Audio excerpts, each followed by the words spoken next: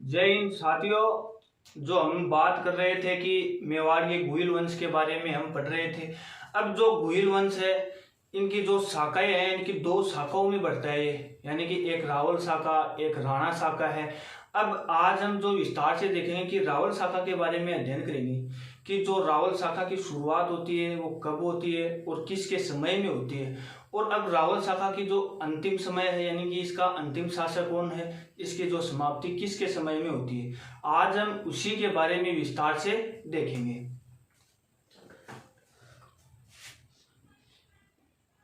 मेवाड़ के गुहिल वंश।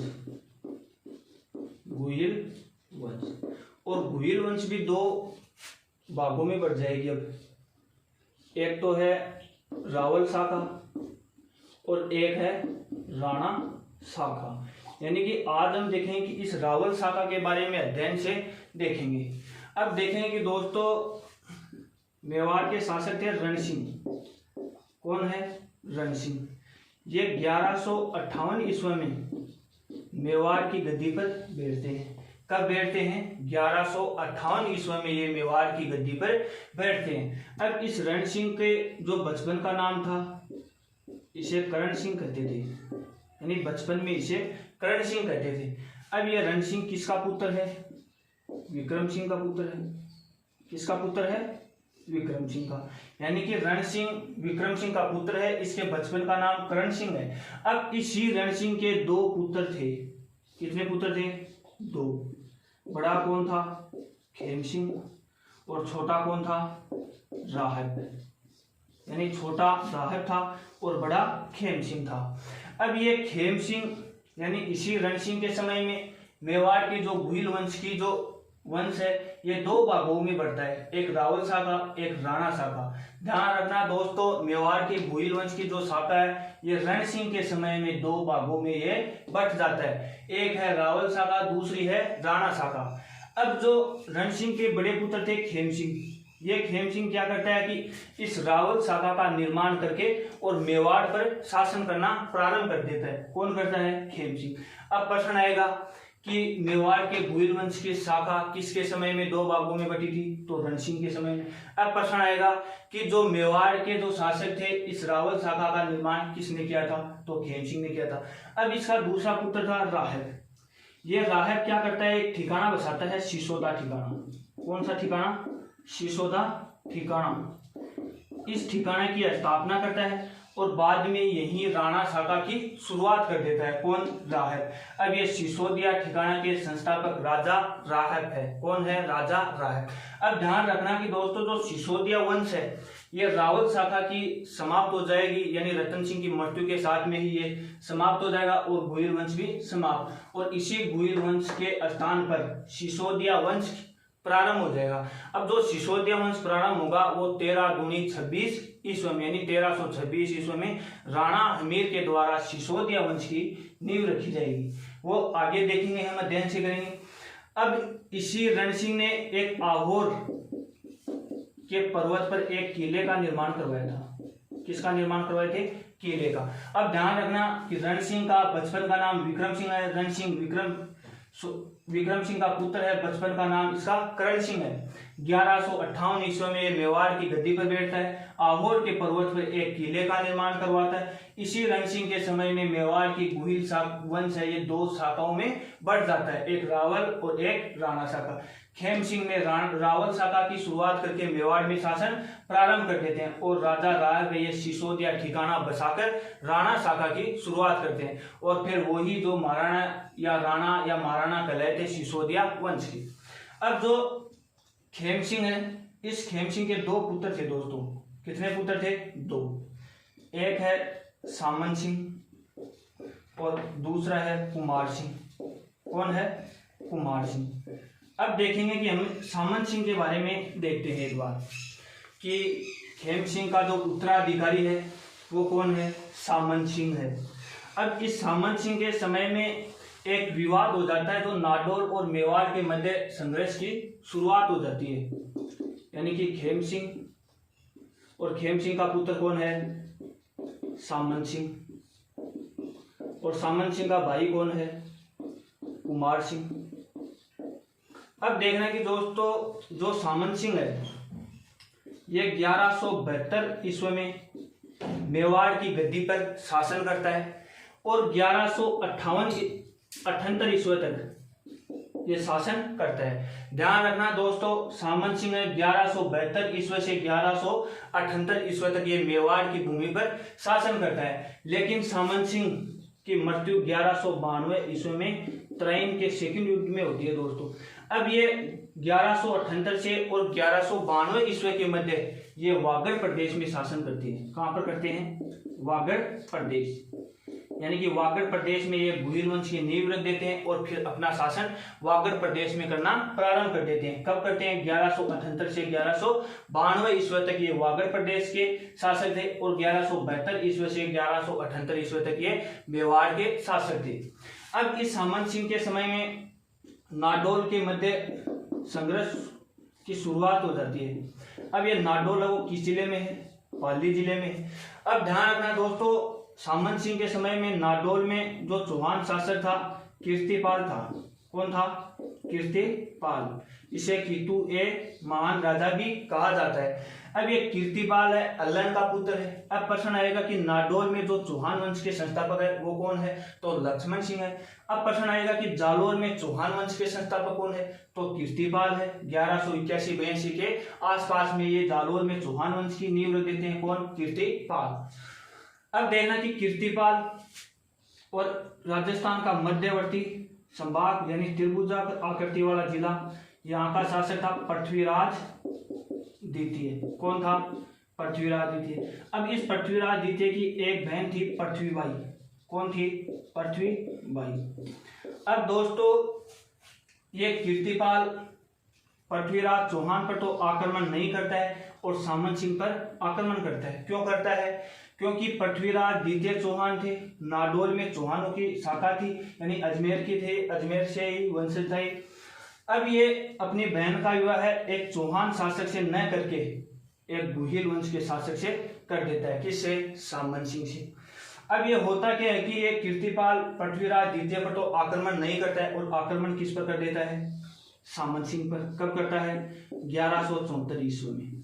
और 1174 ईस्वी से लेकर 1178 ईस्वी तक यानी 4 वर्षों तक ये बार बार मेवाड़ की भूमि पर आक्रमण करता है और ये बार बार करने से ही सामंत सिंह इससे परेशान हो जाता है कीर्तिपाल से और ये सामंत सिंह अपना 1178 ईस्वी में ये वागड़ प्रदेश में चला जाता है और इसी वागड़ प्रदेश में ये गुहिल वंश की नींव रख देता है दोस्तों। अब जो वागड़ प्रदेश किसको कहते थे, यानी राजस्थान का जो दक्षिणी भाग है उसमें 2 जिले स्थित थे, डूंगरपुर और बांसवाड़ा के प्रदेश को वागड़ प्रदेश कहते हैं। उसी क्षेत्र को पुष्प क्षेत्र कहते थे, गुप्तद्वीप क्षेत्र भी कहते थे। अब ध्यान रखना जो वागड़ प्रदेश है ये 2 भागों में कब बटा था, यानी कि डूंगरपुर और बांसवाड़ा दोनों अलग कब हुए थे, यानी कि जो उदय सिंह थे रावल वागड़ प्रदेश के शासक, उसके समय में ये 2 भागों में विभाजित हो जाता है। अब सामंत सिंह ने वागड़ प्रदेश की राजधानी बनाता है किसको? बड़ौदा को। किसको राजधानी बनाई? बड़ौदा को। और बड़ौदा किस राज्य में स्थित थी? गुजरात में स्थित है। अब ध्यान रखना दोस्तों कि सामंत सिंह ने अपनी राजधानी बड़ौदा को बनाई थी। किसको? बड़ौदा को। और बड़ौदा किसकी राजधानी थी? यानी वागड़ प्रदेश की राजधानी थी। अब वागड़ प्रदेश में गुहिलों ने शासन प्रारंभ कर दिया। अब राजस्थान में जो गुहिलों की लगभग 24 शाखाएं थी नैन्सी के अनुसार, उनमें से एक वागड़ है, एक मेवाड़ है और एक चारसू है, काठियावाड़ है, धोड़ है, यानी इतनी शाखाओं में ये शासन करते हैं। अब सामंत सिंह है ये तराइन का द्वितीय युद्ध होता है 1192 ईस्वी में। कब होता है? 1192 ईस्वी में। कहां पर होता है? तराइन का मैदान करनाल जिला हरियाणा में होता है। अब ये तराइन के मैदान में पृथ्वीराज चौहान की तरफ से लड़ रहा था और मोहम्मद गौरी के विरुद्ध लड़ रहा था और लड़ता हुआ ये वीर गति को प्राप्त हो गया। कौन? सामंत सिंह। ये तो अलविदा हो गए। अब ध्यान रखना दोस्तों जो तराइन का द्वितीय युद्ध था इसमें ये पृथ्वीराज चौहान और मोहम्मद गौरी के मध्य लड़ा गया था। इस युद्ध में मोहम्मद गोरी की विजय होती है। लेकिन जो त्रयन का प्रथम युद्ध था वो 1 वर्ष पहले होता है, यानी 1191 ईस्वी में होता है। वो भी पृथ्वीराज चौहान और मोहम्मद गोरी के मध्य ही होता है। उसमें पृथ्वीराज चौहान की विजय होती है। अब एक है त्रयन का तीसरा युद्ध, वो 1215 ईस्वी में होता है। वो दिल्ली के सुल्तान इल्तुतमिश के समय में होता है। अब इस सामंत सिंह की एक पटरानी थी, राजमाता करम देवी। कौन थी? करम देवी। अब ये करम देवी और ये सामंत सिंह का भाई था कुमार सिंह। यानी कि ये क्या करता है कि कीर्तिपाल ने जब 1174 और 1178 ईस्वी में आक्रमण कर रहा था तो ये सामंत सिंह तो वागड़ प्रदेश में चले गए। अब ये कुमार सिंह मेवाड़ रियासत को पुनः प्राप्त करना चाहता है और ये सामंत सिंह तो वहां चला गया। और ये 1179 ईस्वी में, कब? 1179 ईस्वी में मेवाड़ पर आक्रमण करता है कुमार सिंह, और कुमार सिंह इसे कीर्तिपाल को पराजित कर देता है और मेवाड़ रियासत पर अपना अधिकार कर लेता है। कौन? कुमार सिंह। अब कुमार सिंह के बाद में जो मेवाड़ पर शासन किया था वो था रण सिंह। सामंत सिंह हो गया अपना। सामंत सिंह के बाद में आता है तेज सिंह, जेतर सिंह। कौन है? जेतर सिंह। अब ये जेतर सिंह कुमार सिंह का पुत्र है दोस्तों। किसका पुत्र है? कुमार सिंह का। लेकिन एक कुमार सिंह इस जेतर सिंह का पुत्र भी है। किसका? जेतर सिंह का। अब आप हमें इस जेतर सिंह के बारे में हम अध्ययन करेंगे, यानी कि 1213 ईस्वी से लेके 1250 ईस्वी तक मेवाड़ की भूमि पर शासन करने वाला व्यक्ति है। वो कौन है? जेतर सिंह है। अब ये जेतर सिंह तो पहले तो अपने पूर्वजों का बदला लेने के लिए नागौर पर आक्रमण करता है, फिर गुजरात पर करता है, और फिर ये अपना जो नाडोल के मध्य हुआ था संघर्ष उसको समाप्त कर देता है। यानी कि पहले तो ये कहां पर आक्रमण करेगा? नाडोल पर। अब नाडोल के शासक थे इसके समय में उदय सिंह। कौन थे? उदय सिंह। अब ये उदय सिंह एक चाल चलता है कि जेतर सिंह के विरुद्ध में। कौन सी? यानी कि ये चाहता है कि जेतर सिंह जब नाडोल पर आक्रमण करेगा तो ये अपने इस क्षेत्र को पूरी तरह से बर्बाद कर देगा, यानी नष्ट कर देगा। तो ये उदय सिंह की एक पोती थी। कौन थी? पोती। कौन थी? रूपा देवी। कौन थी? रूपा देवी। इस रूपा देवी का विवाह कर देते हैं जेतर सिंह के पुत्र हैं तेज सिंह। कौन है? तेज सिंह। इस तेज सिंह के साथ में रूपा देवी का विवाह कर देते हैं। कौन करता है? उदय सिंह। और जो नाडोल और जो मेवाड़ के मध्य जो संघर्ष चल रहा था वो समाप्त हो जाता है। किसके समय में? उदय सिंह के समय में। अब नाडोल और जो मेवाड़ के मध्य जो संघर्ष की शुरुआत हुई थी वो किसके समय में हुई थी? यानी सामंत सिंह के समय। अब जो तेज सिंह की एक अन्य रानी थी जेतल देवी। कौन थी? जेतल देवी। ये क्या करती है कि जो चित्तौड़गढ़ का जो दुर्ग है इसके अंदर एक मंदिर का निर्माण करवाती है। श्याम पार्श्वनाथ के मंदिर का निर्माण करवाती है। कौन? जेतल देवी। अब देखना कि दोस्तों इसी जेतर सिंह के समय में एक युद्ध होता है, भूताला का युद्ध। कौन सा युद्ध होता है? भूताला का युद्ध। भूताला का युद्ध कब होता है? 1227 ईस्वी में। कब होता है? 1227 ईस्वी में। और भूताला किस जिले में स्थित है? राजसमंद जिले में स्थित है। अब ध्यान रखना दोस्तों, जो भूताला का युद्ध है इसकी हमें जो जानकारी मिलती है वो एक ग्रंथ है हमीर मद मर्दन।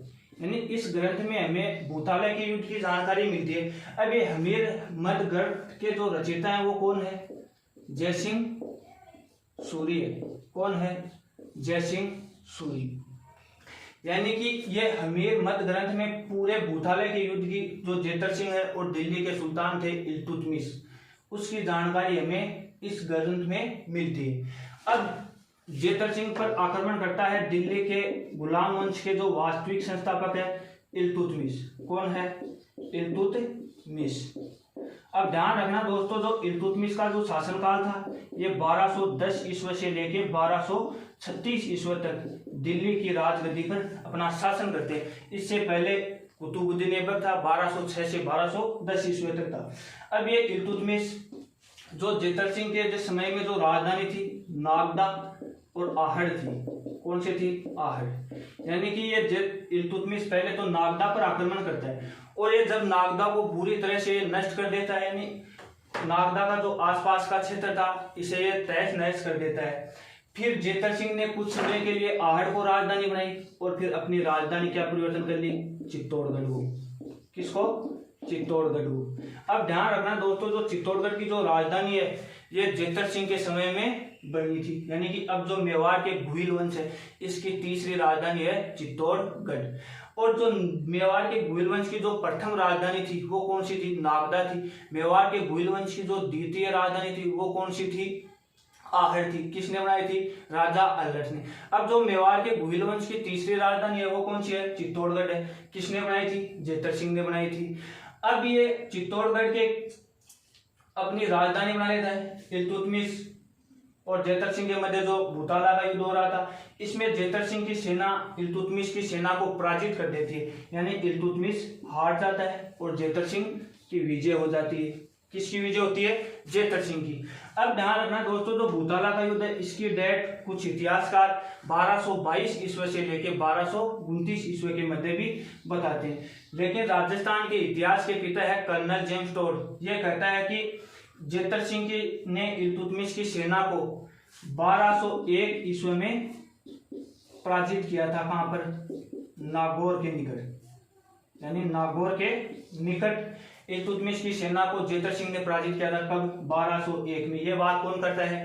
कर्नल जेम्स टोड कहता है। लेकिन आप एक बात का अनुमान लगाइए कि ये 1201 की डेट दे रहा है हमें कर्नल जेम्स टोड, लेकिन जेतर सिंह तो शासनकाल 1213 ईस्वी में बनता है और 1250 ईस्वी के मध्य रहता है।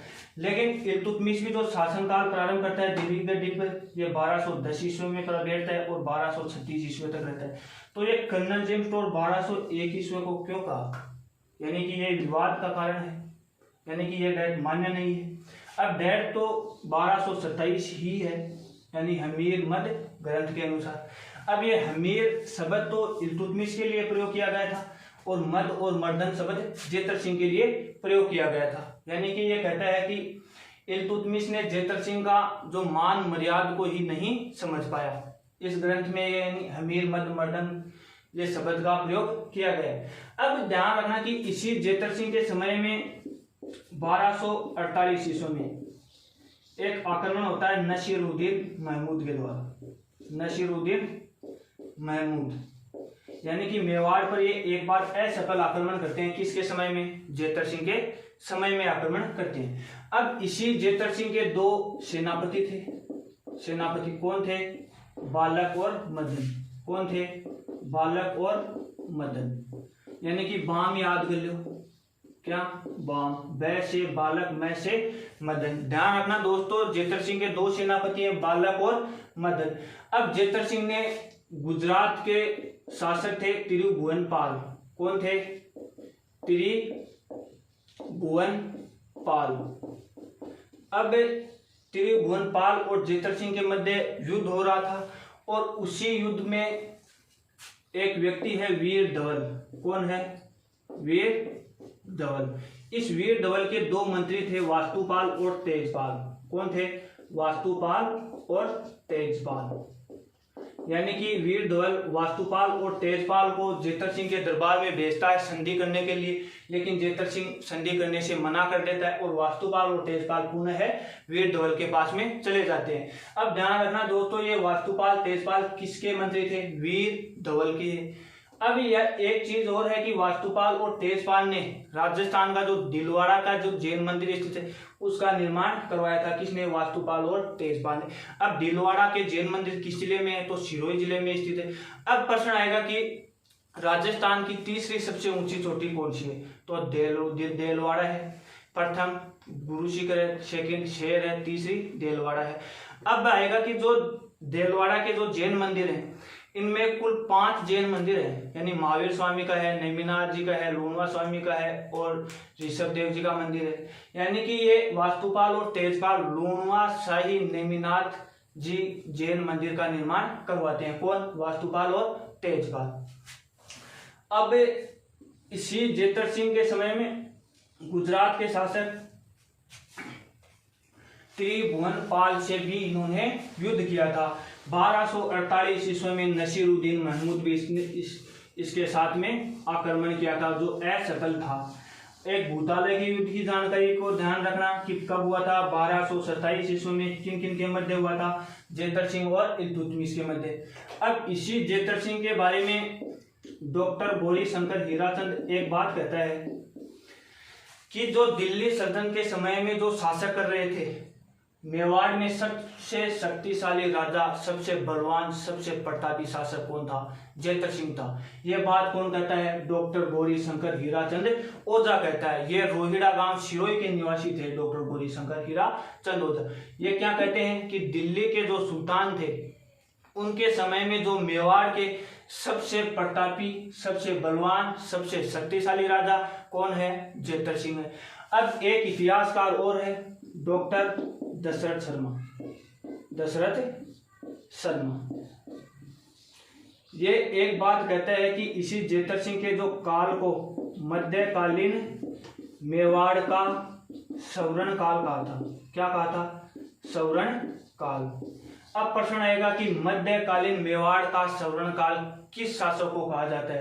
तो जेतर सिंह को कहा जाता है। किसने कहा था? डॉक्टर दशरथ शर्मा ने कहा था ये बात।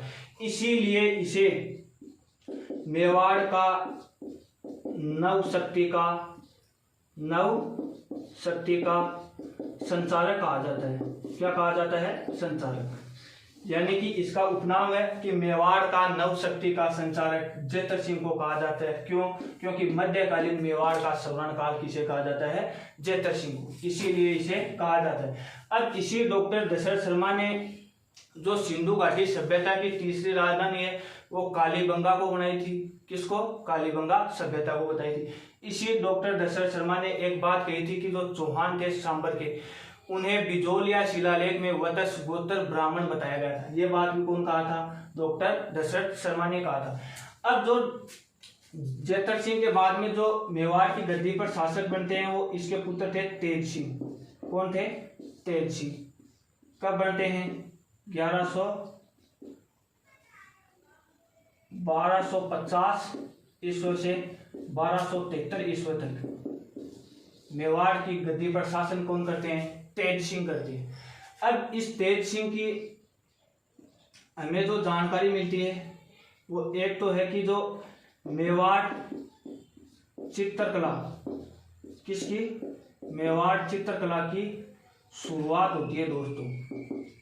अब ये मेवाड़ है, ये राजस्थान की मूल शैली, प्रारंभिक, यानी कि जो राजस्थान में चित्रकला की शुरुआत होती है, वो किसके समय में होती है? तेज सिंह के समय। कहाँ से शुरुआत होती है?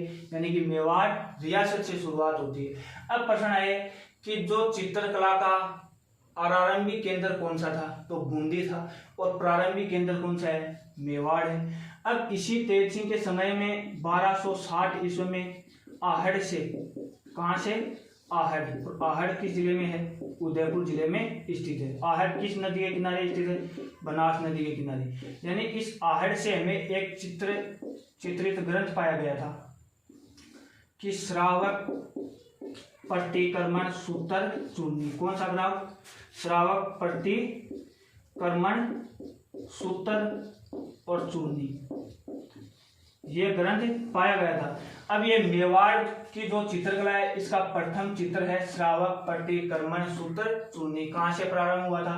आहड़ से प्राप्त हुआ था। इस पर जो चित्र करने वाला व्यक्ति था, यानी चित्रकार, वो कौन था? कमल चंद था। कौन था? कमल चंद। अब ध्यान रखना कि जो मेवाड़ में जो चित्रकला की शुरुआत होती है, वो किसके समय में होती है? तेज सिंह के समय में। लेकिन जो मेवाड़ चित्रशैली का जो सवर्ण काल कहा जाता है, वो महाराणा जगत सिंह प्रथम को कहा जाता है। किसको? महाराणा जगत सिंह प्रथम को, जिसने रसिक, पीरिया, गीत गोविंद, रागमाला आदि पर चित्रण किए थे। अब आता है संग्राम सिंह द्वितीय। उसके समय में मेवाड़ चित्रशैली में कलीला दमीना का चित्र किया गया था। अब इसी तेज सिंह को चालुक्य शासक है प्रौढ़ प्रताप। कौन है? प्रौढ़ प्रताप। इसके विरुद्ध ये परमेश्वर, परम भट्टारक और महाराजा धीराज की उपाधि से सम्मानित किया गया था। यानी कि जो तेज सिंह है मेवाड़ का, ये परमेश्वर, परम भट्टारक, महाराजा धीराज की उपाधि चालू के शासक प्रौढ़ प्रताप के विरुद्ध धारण करता है। अब ये 3 उपाधि प्राप्त करने वाला मेवाड़ का प्रथम व्यक्ति है, यानी परमेश्वर और परम भट्टारक की उपाधि प्राप्त करने वाला मेवाड़ का प्रथम व्यक्ति है। और जो महाराजा धीराज की उपाधि सम्मानित की गई है इन्हें, वो मेवाड़ का ये दूसरा व्यक्ति है। कौन सा है? दूसरा। तो जो महाराजा धीराज की उपाधि से सम्मानित होने वाला मेवाड़ का जो प्रथम शासक है वो कौन है? कौन है? भरत बट द्वितीय। ध्यान रखना दोस्तों कि महाराजा धीराज की उपाधि से सम्मानित होने वाले मेवाड़ के प्रथम शासक कौन है? भरत बट द्वितीय है। प्रतापगढ़ के अभिलेख में 942 ईस्वी में महाराजा धीराज की उपाधि से सम्मानित किया गया था। किसे? भरत बट द्वितीय को। अब इसी तेज सिंह के 2 पुत्र थे। कितने पुत्र थे? 2। एक था कुंभकर्ण, तेज सिंह के नहीं, समर सिंह। यानी कि तेज सिंह के बाद में इसका उत्तराधिकारी है वो है समर सिंह। और ये समर सिंह 1273 ईस्वी से मेवाड़ की गद्दी पर शासन करना शुरू कर देते हैं और 1301 ईस्वी तक ये शासन करते हैं। अब हम देखेंगे कि समर सिंह के बारे में, कि समर सिंह तेज सिंह के पुत्र थे और तेज सिंह के उत्तराधिकारी थे। यानी मेवाड़ की जो गद्दी पर शासन करते हैं ये किसके बाद में शुरू करते हैं? तेज सिंह के बाद में।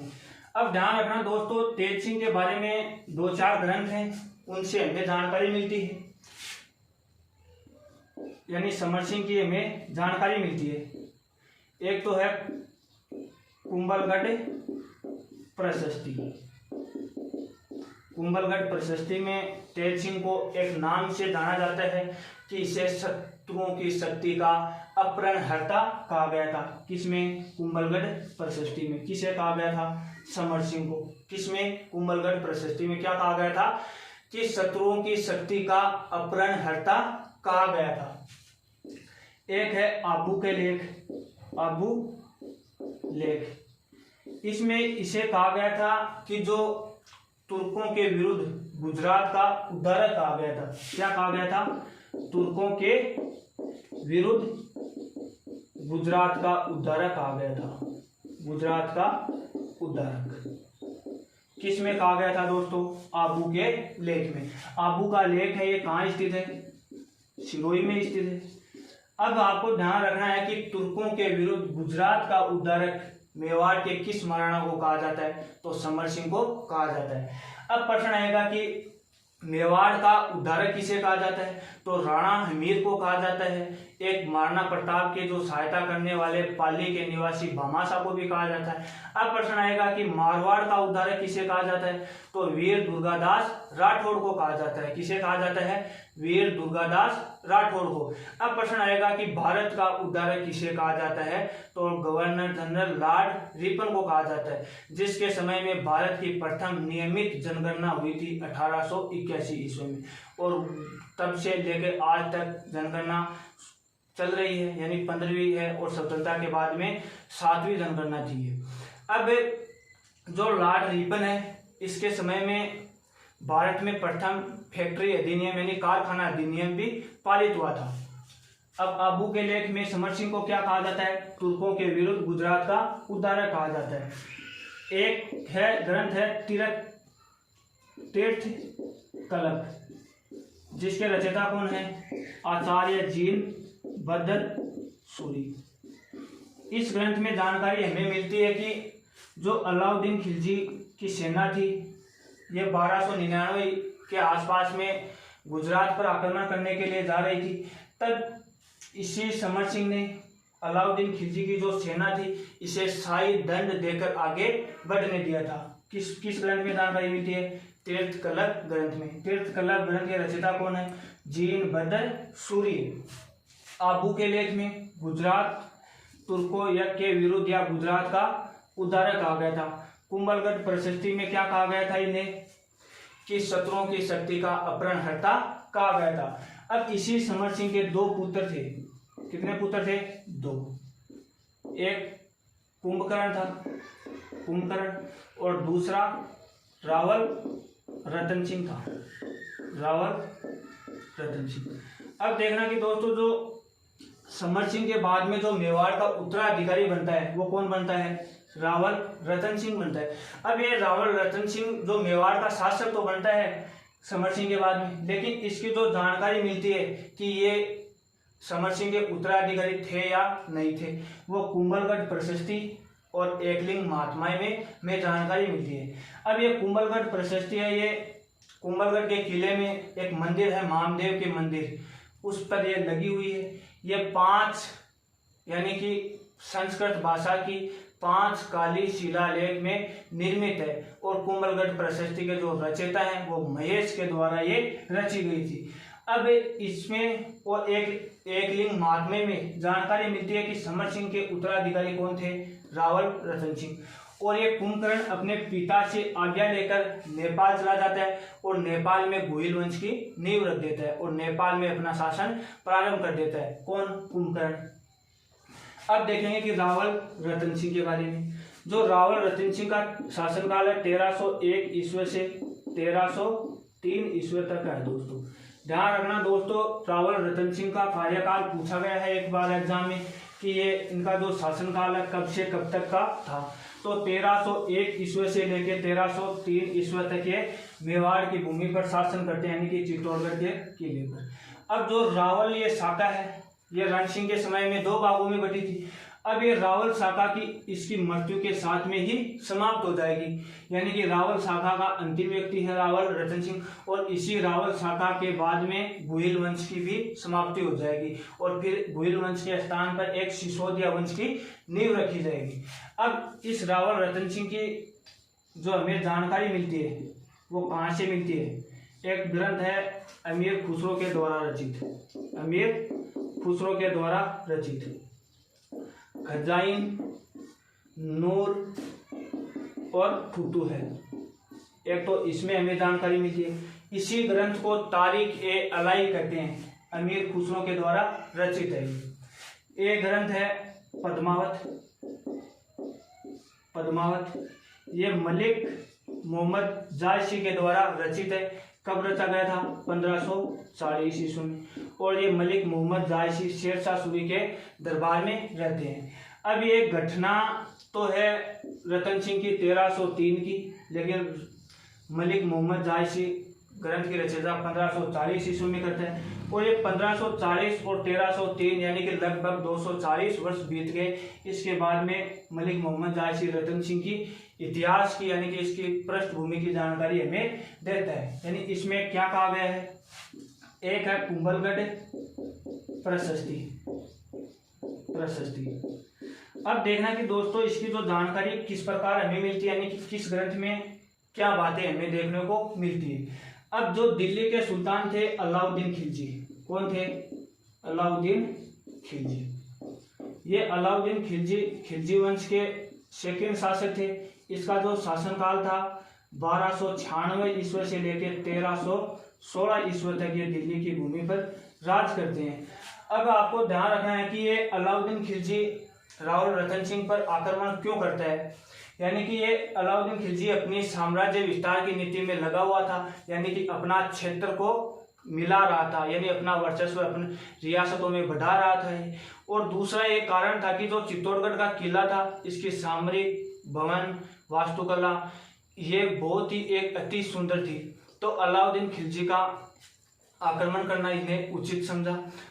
तीसरा इसका कारण था कि जो चित्तौड़गढ़ का किला था ये मालवा, गुजरात और दिल्ली की सीमा पर स्थित था, इसलिए आक्रमण करता है। लेकिन जो पद्मावत ग्रंथ में अलाउद्दीन खिलजी के द्वारा रावल रतन सिंह की पद्मिनी रानी यानी पद्मिनी के प्रेम विवाह की जानकारी मिलती है, यानी पद्मिनी की वजह से अलाउद्दीन खिलजी आक्रमण करता है रतन सिंह पर।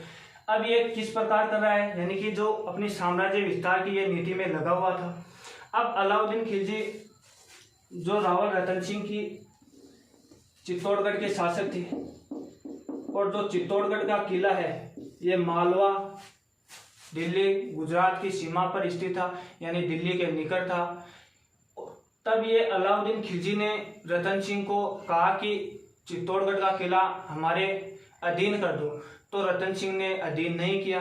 तो अलाउद्दीन खिलजी ने 6 माह का घेरा डाल के रखा चित्तौड़गढ़ के किले में।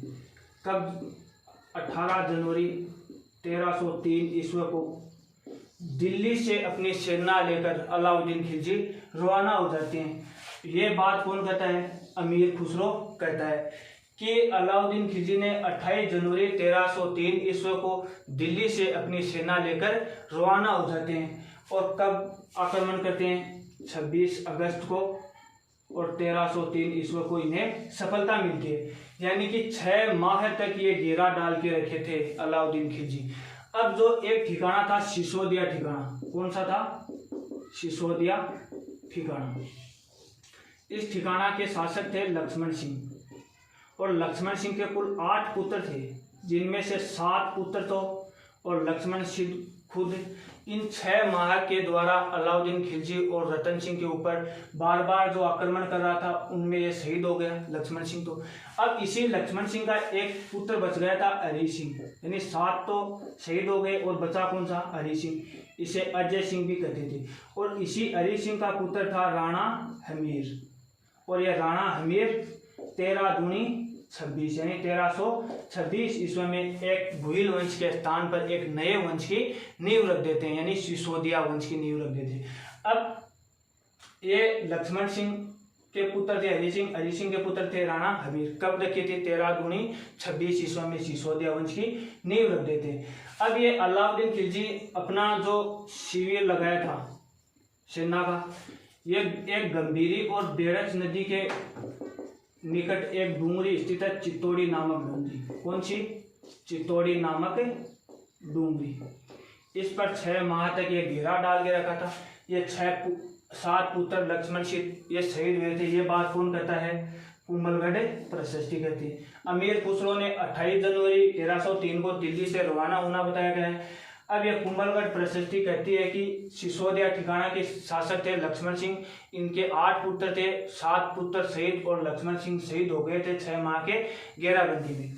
जब रावल रतन सिंह ने 6 माह बीत गए, तब रावल रतन सिंह और इसकी रानी पद्मिनी, इसके 2 सेनापति गोरा और बादल, अलाउद्दीन खिलजी की सेना से युद्ध करना ही उचित समझा था।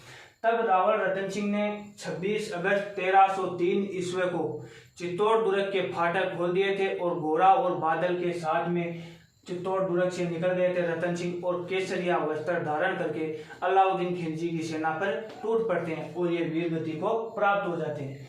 तब 26 अगस्त 1303 को अलाउद्दीन खिलजी का चित्तौड़ पर अधिकार हो गया था।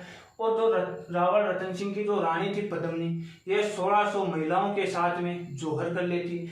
यही चित्तौड़गढ़ का प्रथम शाखा था। 26 अगस्त 1303 को हुआ था, यानी चित्तौड़गढ़ का प्रथम शाखा था। दोस्तों ध्यान रखना, यही मेवाड़ रियासत का प्रथम शाखा है। राजस्थान का प्रथम सबसे बड़ा शाखा है। राजस्थान का प्रथम शाखा रणथंभौर दुर्ग का है, यानी 11 जुलाई 1301 को राजस्थान का प्रथम शाखा हुआ था। तो मेवाड़ रियासत का प्रथम शाखा 26 अगस्त 1303 को हुआ था अलाउद्दीन खिलजी की वजह से। यही राजस्थान का सबसे बड़ा शाखा है। अब ये शाखा किसको कहते हैं, इस चीज को समझना। एक होता है केसरिया और एक होता है जल जोहर। केसरिया पुरुषों के द्वारा किया जाता है, जोहर महिलाओं के द्वारा किया जाता है। यानी पुरुषों के द्वारा केसरिया किया जाता है और महिलाओं के द्वारा जोहर किया जाता है। अब ये केसरिया किसको कहते हैं कि जो राजपूत शासक होते हैं वो अपने युद्ध में यानी कि पुरुषों की साथ में लेके और सेना पर टूट पड़ते हैं, उन्हें केसरिया कहते हैं। और जो जल जोहर, ये राजपूत शासकों की जो पत्नियां होती थी, उन्हें अपने पतियों की कोई युद्ध में आशंका यानी कि उन्हें कोई आशा नहीं लगती थी, तो ये पीछे से जोहर कर लेती थी। इन दोनों को मिलाकर किसका निर्माण होता है? शाखा का होता है। ये मेवाड़ का प्रथम शाखा है दोस्तों। चित्तौड़गढ़ के किले का एक ऐतिहासिक शाखा है। राजस्थान का सबसे बड़ा शाखा है। 26 अगस्त 1303 ईस्वी को हुआ था। अब 26 अगस्त 1303 ईस्वी को अलाउद्दीन खिलजी का चित्तौड़ दुर्ग पर पूर्ण रूप से अधिकार हो गया था। अब ये अलाउद्दीन खिलजी की जो सेना थी ये बुरी तरह से घायल हो गई थी। तब ये अलाउद्दीन खिलजी एक सेना को आदेश देते हैं, कहते हैं कि आप चित्तौड़गढ़ के जो आसपास का क्षेत्र में जो जनता निवास करती है उसका भी कत्लेआम कर दे, और यह उन जनता का कत्लेआम करवा देता है। उसके बाद में अलाउद्दीन खिलजी का एक पुत्र है खिज्जर खां। कौन है? खिज्जर खां। इस खिज्जर खां को सौंप कर चला जाता है पुनः दिल्ली। अब ये खिज्जर खां 1303 ईस्वी से लेके दोस्तों 1316 ईस्वी तक चित्तौड़ का ध्यान रखना दोस्तों, ये 1303 ईस्वी से लेके 1316 ईस्वी तक चित्तौड़गढ़ का जो किला था वो किसके अधिकार में था? खिज्जर खां के अधिकार में। और खिज्जर खां किसके पुत्र थे? अलाउद्दीन खिलजी के पुत्र थे। यानी कि अलाउद्दीन खिलजी का अधिकार रहता है 1303 ईस्वी से 1316 ईस्वी तक। अब फिर खिज्जर खां के द्वारा जालोर के शासकों को द्वारा यानी सोनग्रा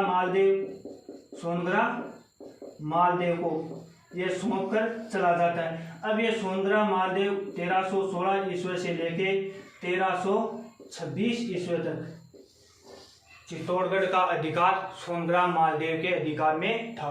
फिर 1326 ईस्वी के बाद में एक सिसोदिया वंश की शुरुआत हो जाती है दोस्तों। अब ये 1303 और 1326 ईस्वी के मध्य चित्तौड़गढ़ का किला किन किन के अधिकार में था? खिज्जर खां 1303 1316 ईस्वी, सोनग्रा मालदेव 1316 से लेके 1326 ईस्वी तक का था। अब ध्यान रखना दोस्तों, अलाउद्दीन खिलजी चित्तौड़ दुर्ग का नाम परिवर्तन कर देता है अपने पुत्र के नाम पर, खिजराबाद। क्या करता है?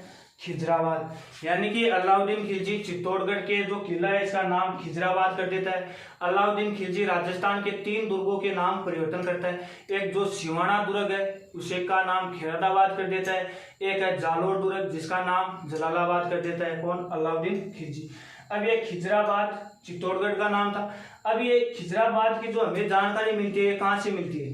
चित्तौड़गढ़ के किले में एक दरगाह है, दाबाई पीर की दरगाह है। दाबाई पीर की दरगाह में खिजराबाद नाम उत्तीर्ण है। यानी इस खिजराबाद का जो शब्द का हमें जानकारी मिलती है यह दाबाई पीर की दरगाह से मिलती है दोस्तों। अब ये खिज्जर खां ने 1310 ईस्वी में एक जो चित्तौड़गढ़ के किले के जो तलहटी है उस तलहटी पर फारसी भाषा में एक लेख खुदा हुआ है। उसमें अलाउद्दीन खिलजी को कहा गया है कि इसे संसार का रक्षक ईश्वर की छाया कहा गया था। किसमें? 1310 ईस्वी में फारसी भाषा में खुदा हुआ एक लेख में हमें जानकारी मिलती है। यानी कि उस टाइम का ये एक क्या था? संसार का रक्षक था, ईश्वर की छाया कहा जाता था। किसे? अलाउद्दीन खिलजी को। इसी खिजराबाद ने चित्तौड़गढ़ और जो गंभीरी नदी के यानी कि चित्तौड़गढ़ का जो किला है वो गंभीरी और बेड़स नदी के किनारे पर स्थित था। तो ये खिजराबाद मंदिरों को, भवनों को तोड़वा देता है और फिर एक गंभीरी नदी का पुल का निर्माण करवाता है। वो क्यों करवाता है? चित्तौड़गढ़ के किले में जो जाने का रास्ता होता है उसके लिए ये गंभीरी नदी का पुल का निर्माण करवाया था। किसने? खिज्जर खां ने। अब इसी खिज्जर खां के द्वारा 22 दिसंबर 1316 ईस्वी में अलाउद्दीन खिलजी की मृत्यु हो जाती है। कब होती है? 22 दिसंबर 1316 ईस्वी में अलाउद्दीन खिलजी की मृत्यु हो जाती है। फिर खिज्जर खां पुनः दिल्ली पर चला जाता है, यानी कि दिल्ली का शासक बनने के लिए ये चला जाता है। ये तो हमें जानकारी मिल रही थी कुंभलगढ़ प्रशस्ति और अमीर खुसरो के द्वारा मिल रही थी। अब ध्यान रखना दोस्तों, जो पद्मावत ग्रंथ में अलाउद्दीन खिलजी का जो आक्रमण था वो क्या बताया था कि रावल रतन सिंह की रानी है पद्मनी। कौन है? पद्मनी। ध्यान रखना दोस्तों, रावल रतन सिंह की रानी पद्मनी के अति सुंदर का बखान का अलाउद्दीन खिलजी के द्वारा आक्रमण किया जाता है रावल रतन सिंह पर। ये अपना हिंदुस्तान है, यानी कि हिंदुस्तान के दक्षिण पश्चिमी भाग में एक देश की सीमा है श्रीलंका की। किसकी? श्रीलंका की, जो मन्नार की खाड़ी और पाक जलडमरू भारत और श्रीलंका को अलग करता है। यानी इस श्रीलंका का राजा था रतन सिंह के समय गंधर्व सेन, और इस गंधर्व सेन की पत्नी थी यानी रानी थी चंपावती। कौन थी? चंपावती। इस गंधर्व सेन और चंपावती की कोख से एक अति सुंदर महिला पद्मिनी थी। यानी कि पद्मिनी कहाँ की राजकुमारी थी? श्रीलंका की। पद्मिनी के पिता कौन थे? गंधर्व सेन थे। माता कौन थी? चंपावती थी। और इसी पद्मिनी के एक चाचा था और एक भाई था, यानी कि चाचा भाई, ये भी दोनों कहाँ के थे? श्रीलंका के थे, क्योंकि खुद भी श्रीलंका की थी। तो चाचा भाई भी कहाँ के थे? श्रीलंका के थे। कौन थे? गोरा और बादल। यानी कि चाचा भाई थे पद्मिनी के, गोरा और बादल। और ये गोरा और बादल आपस में इनका संबंध था चाचा और भतीजा का था, यानी कि चाचा भतीजा का आपस में संबंध था। पद्मिनी के ये गोरा चाचा था, बादल इसका भाई था। अब इसी पद्मिनी के पास में एक तोता होता है, हिरामनी तोता। कौन सा तोता है? हिरामनी तोता। अब ध्यान रखना दोस्तों, राजस्थान में जो लाल गर्दन के तोते थे वो सरीस का अभयारण्य अलवर जिले में पाए जाते थे, नागौर में और अजमेर में भी पाए जाते थे। ये हिरामनी तोता मानव की तरह बोलने वाला, यानी अपन बोलते हैं इसकी तरह इसकी बोलने की आवाज़ थी, यानी हूहू मानव की तरह ये बोलता था। अब ये हिरामनी तोता राजस्थान के दक्षिणी पश्चिमी भाग में स्थित जिला झालावाड़। कौन सा जिला? झालावाड़। और झालावाड़ में कौन सा किला है? गागरोन का किला, जो राजस्थान का एकमात्र ऐसा किला है जो जल दुर्ग की श्रेणी में आता है। आहू और काली सिंधी नदी के संगम पर बना हुआ है, यानी एक चट्टान पर ही निर्मित है गागरोन का किला। इस गागरोन के किले में चला जाता है हिरामनी तोता, लेकिन जो गागरोन के आसपास में जो शिकार करने वाले शिकारी थे, इनके हाथ में आ जाता है हिरामनी तोता, और फिर उन शिकारियों के द्वारा चित्तौड़गढ़ के शासक रतन सिंह के पास में पहुंचा देते हैं। अब रावण रतन सिंह को, ये हिरामनी तोता रतन सिंह को देखता है कि इसका कितना क्षेत्र है, इनका साम्राज्य कितना बड़ा है, और इसकी उम्र, सब चीजें इसकी देखता है हिरामनी तोता। और उसके बाद में ही ये पद्मिनी के अति सुंदर की ये बखान करता है हिरामनी तोता। रतन सिंह को बताता है कि अगर अति सुंदर महिला है वो, कि अगर वो पानी पीती है तो उसके गले से यूं ही दिखाई देता है। कौन? पद्मिनी के गले से। और कहते हैं कि अगर उसके नाखून अड़ते हैं तो खून निकल आते हैं। ये बात कौन कहता है? हिरामनी तोता। किसको कहता है? रावण रतन सिंह को कहता है ये बात। अब ये रावण रतन सिंह कुछ सोचता है, और सोचने के बाद में ये एक भेष में आता है, यानी जोगी के भेष में। ध्यान रखना कि इसको पद्मिनी को पाने के लिए ये जोगी बन गया। कौन? रतन सिंह। क्या बन गया? जोगी। आ गया कहाँ? श्रीलंका। और श्रीलंका में एक झोपड़पट्टी बनाकर ये निवास करने लग गया। कुछ दिनों तक ये रहा यहाँ पर। बाद में ये एक दिन सुबह सुबह यहाँ घूम रहा था, तब गंधर्व सेन की नज़र दरबार से इस रतन सिंह पर पड़ती है। तो रतन सिंह को ये दरबार में बुलाता है और कहता है कि आप एक जोगी भी नहीं हो, ब्राह्मण भी नहीं हो, आप कौन हो, किस मकसद से यहाँ आए हो। तब ये रावण रतन सिंह राघव चेतन के दरबार में उपस्थित होकर इन्हें बताता है कि मैं तो आपकी बेटी से विवाह करने के लिए यहाँ पर आया हूँ। तब इसकी प्रशंसा से होकर ये गंधर्व सेन अपनी बेटी का विवाह रावण रतन सिंह से कर देता है। अब ये पद्मिनी चित्तौड़गढ़ के किले में आकर पहले तो जो चित्तौड़गढ़ के जो आसपास की जनता यानी गरीब थे उन्हें धन बंटवाती है। क्या बंटवाती है? धन। उसके बाद में रावण रतन सिंह का एक ज्योतिषी था। कौन था? ज्योतिषी राघव चेतन। कौन था? राघव चेतन। ध्यान रखना दोस्तों, राघव चेतन एक मंत्र, जादू, टोना सब सिस्टम ये जानता था। तो इस राघव चेतन की नज़र पद्मिनी पर पड़ती है। ये एक सुंदर महिला थी। ये अपने मन में सोचता है कि ऐसी रानी तो हमारे होती। तो ये मंत्र इस पर लगाता है, तभी रावल रतन सिंह को इसके बारे में पता चल जाता है और राघव चेतन को रतन सिंह देश निकालो दे देता है, यानी कि चित्तौड़ के साम्राज्य से इसे बाहर निकाल देता है। अब राघव चेतन के एक मन में एक बात चल रही थी कि ये जाते वक्त रतन सिंह को कह के गया था कि अब आप उल्टी गिनती गिनना शुरू कर दो, यानी कि अब आपका सर्वनाश का टाइम आ गया है। और ये कहाँ पर जाता है, यानी कि जो चित्तौड़ राजस्थान का जो क्षेत्र था, यानी कि न तो ये मारवाड़ की तरफ जाता है न आमेर की तरफ जाता है, ये सीधा कहाँ चला जाता है, दिल्ली।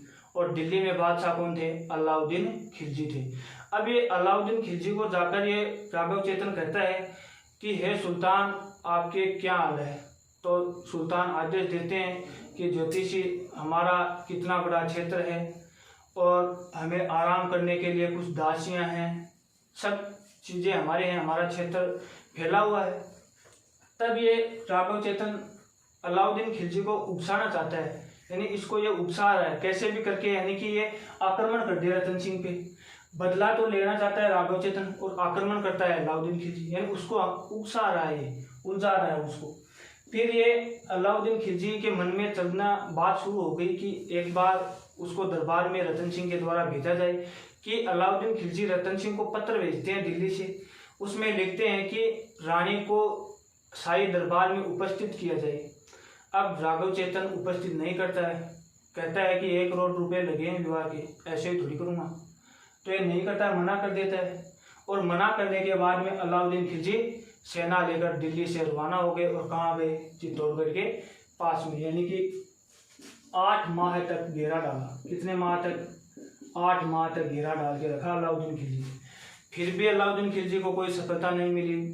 अब ध्यान रखना दोस्तों, 8 माह का घेरा तो पद्मावत ग्रंथ में, 6 माह का घेरा उमरगढ़ परिषद्ति में बताया गया है, यानी कि 8 माह का घेरा पद्मावत में बताया गया है। अब ये 8 माह तक चित्तौड़गढ़ के किले के ऊपर घेराबंदी डाल के रहता है, कोई सफलता नहीं मिलती है अलाउद्दीन खिलजी को। फिर अलाउद्दीन खिलजी पत्र भेजता है रतन सिंह के पास में, कहता है कि एक बार उसकी शक्ल दिखा दो, हम हमारी सेना लेकर पुनः दिल्ली लौट जाएंगे। तब रावल रतन सिंह इस बात को मान गया और फिर एक दर्पण के माध्यम से इसे, यानी अवतल दर्पण के माध्यम से इसका जो शक्ल थी पद्मिनी की, यानी इसका चित्र दिखाया गया। फिर जैसे ही रतन सिंह ने अलाउद्दीन खिलजी को अब चित्तौड़गढ़ के किले से बाहर निकाल रहा था, यानी दरबार से, तब अलाउद्दीन खिलजी एक चाल चल देता है कि रतन सिंह के जो चित्तौड़गढ़ का जो दरवाजा है, यानी प्रवेश द्वार, उस पर धक्का देता है। जैसे ही धक्का देता है तो रतन सिंह नीचे गिर जाते हैं और अलाउद्दीन की जो सेना थी इसे बंदी बना लेती है और बंदी बनाकर कहाँ ले गई, दिल्ली। यानी अलाउद्दीन खिलजी इसे बंदी बनाकर कहाँ ले गया, दिल्ली। अब अलाउद्दीन खिलजी सोच रहा था कि अब रानी अपने आप चलकर आएगी, लेकिन पद्मिनी भी एक ऐसी महिला थी, यानी शक्तिशाली थी। यह भी एक चाल चलती है कि 1600 महिलाओं के पालकियों के स्थान पर सेना भरकर ले गई, यानी पुरुषों को लेकर गई है।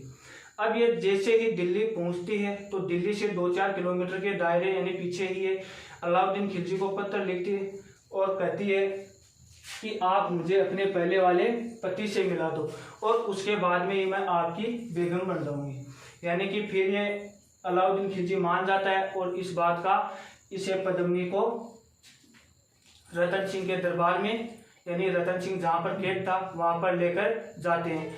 और फिर ये लेकर जाते हैं, ये रतन सिंह को सारी बात बताती है कि हम 1600 महिलाओं के साथ में पुरुषों के बैठा कर रहे हैं और अब आपको इस अलाउद्दीन खिलजी यानी दिल्ली के दरबार से हम निकालेंगे।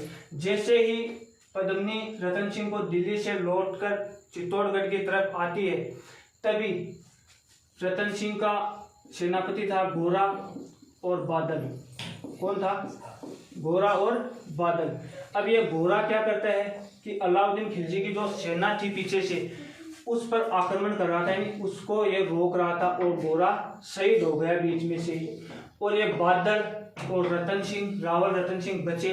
ये चित्तौड़गढ़ के किले में केसरिया वस्त्र धारण करके अलाउद्दीन खिलजी की सेना पर बुरी तरह से टूट पड़ते हैं और वीरगति को प्राप्त हो जाते हैं, यानी वीरगति को प्राप्त। उसके बाद में रावल रतन सिंह की रानी थी पद्मिनी, ये 1600 महिलाओं के साथ में जोहर कर लेती है दोस्तों। अब ध्यान रखना दोस्तों, जो ये घटना है ये 26 अगस्त और 1303 ईस्वी की है, और 26 अगस्त 1303 ईस्वी को अलाउद्दीन खिलजी का अधिकार किस पर हो गया? चित्तौड़गढ़ के किले पर। अब ध्यान रखना दोस्तों, जो चित्तौड़गढ़ का किला है ये गंभीरी बेड़स नदी के किनारे मेसा के पठार चित्तौड़गढ़ जिले में स्थित है। इसका निर्माण एक मौर्य शासक के द्वारा करवाया गया था। चित्रांगद मौर्य के द्वारा चित्तौड़गढ़ किले का निर्माण करवाते हैं। एक ग्रंथ है कुमारपाल प्रबंधन ग्रंथ। इसके अनुसार कहते हैं कि चित्तौड़गढ़ के जो किले का निर्माण चित्रांग मौर्य ने करवाए थे। किसने? चित्रांग मौर्य ने। लेकिन वीर विनोद पुस्तक के लेखक श्यामल दास, जो भीलवाड़ा के निवासी हैं, वो कहते हैं कि इस दुर्ग का निर्माण चित्रांगद मौर्य ने करवाया था, यानी दै शब्द और लगेगा अंत में, चित्रांगद मौर्य ने करवाया था। अब नैनसी एक बात कहता है कि इस किले का निर्माण चित्रंग मौर्य ने करवाया था। किसने करवाया था? चित्रंग मौर्य ने करवाया था। अब ये चित्तौड़गढ़ का किले में 7 प्रवेश द्वार है। पाटन पोल, भैरव पोल, लक्ष्मण पोल, राम पोल, हल्ला पोल, यानी कि गणेश पोल आदि इसके प्रवेश द्वार है। इसी किले में स्थित है श्याम पार्श्वनाथ का मंदिर, समिधेश्वर माता का मंदिर, मोकल मंदिर, घोड़ा बादल की छतरी, पद्मिनी का तालाब यानी पद्मिनी का महल, रतन सिंह की छतरी, मारना कुंभा के महल आदि इसमें स्थित है। और जो चित्तौड़गढ़ के किले में जो साके हुए थे, ये 3 हुए थे। साथियों कितने हुए थे? 3। पहला 1303 को होता है, सेकंड 1534 ईस्वी में होता है, और तीसरे नंबर का 1567-68 ईस्वी में होता है। अब जो अलाउद्दीन खिलजी की ही वजह से राजस्थान में प्रथम शाखा होता है, सेकंड, द्वितीय, तृतीय, यानी इसी की वजह से होते हैं। किसकी वजह से? अलाउद्दीन खिलजी की। ये था आज का हमारा जो टॉपिक, जो भुइल शाखा थी या के जो एक रावल शाखा थी, इसकी समाप्त हो गई, और भुइल वंश भी इसके साथ में रतन सिंह की मृत्यु के साथ में ही समाप्त हो गया साथियों। जय हिंद।